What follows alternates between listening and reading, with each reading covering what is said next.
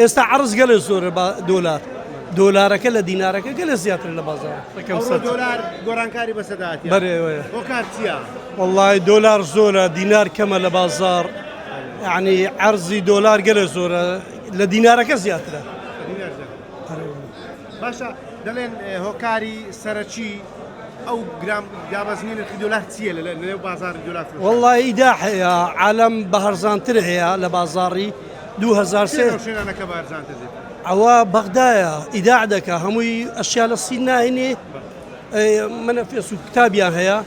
دەفرۆشن لە بازاری بە هەزراترە فرۆشن برێم 2003 هەرزانترە فرۆشن ئەو پارە ئیداعەکەن پاش ڕۆژێکەوە وەرەخەکە وەرەگرن ئەوەی مەسەلەکە باشە چاوەڕێ دەکرێت نرخی دۆلار تا چەند دابەزی لە بازار دۆلار والله 38 39 38 دۆڵار والله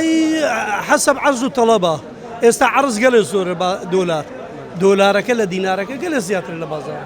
باشە دەڵێن بە سیستەمکردنی پارەدان لە عێراق کاریگەری لەسەر بابەتە هەیە تا چەند کاریگەری وڵا کاریگەری هەیە زۆرەیە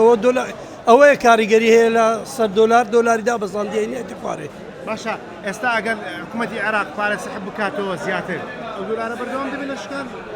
ئەرێ وڵا بەردەوام دەبێت لە شکان وەرەقە گۆڕانکاری بەسەردا سعلی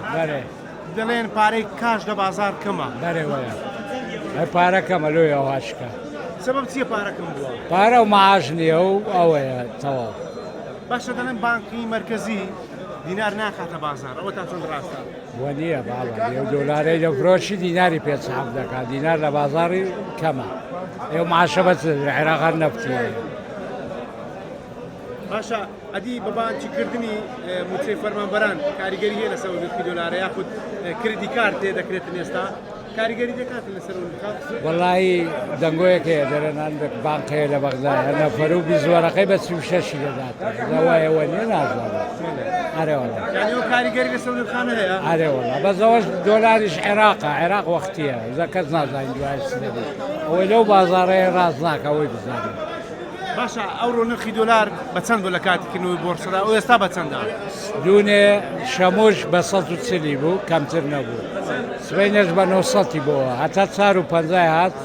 شۆ 700 سشکاتەوە بە 650 ئەوە لە هەولێر ئاوە ئەدی شوێنەکانی دیکە بەخوای تەبێ هەمووی لەگەی یەکە مەربوتە